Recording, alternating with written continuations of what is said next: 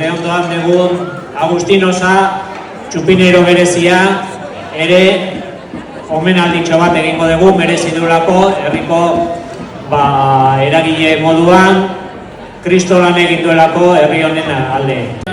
Izenean eta uste dut San Pedroko herritar guztien izenean ere Agustin eskerrak eman nahi dizkizut. Haupa San Pedro eta haupa Agustin.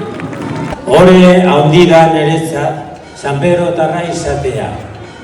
Jai zoriontzuak opa dizkizuet, eta nola ez, errespetuz eta erasorik gabeko jaiak izatea espero de. Gora San Pedro eta San Pedro tarrak!